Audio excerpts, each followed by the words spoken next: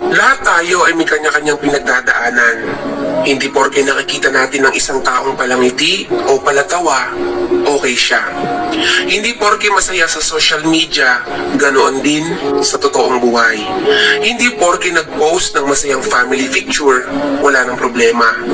Hindi rin porke nag-post ng achievement ay nagmamayabang na.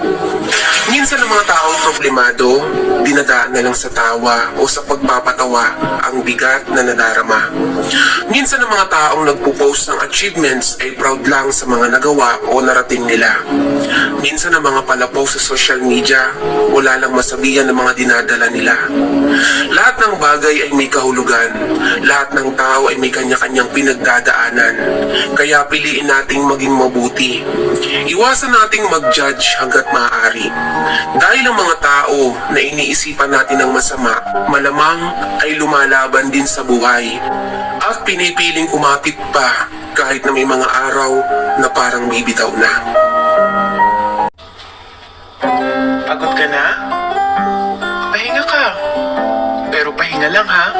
Huwag kang susuko. Masyado nang mahaba ang nilakbay mo para huminto. Madami ng gyerang napanalo. Madami ng luha ang tumulo.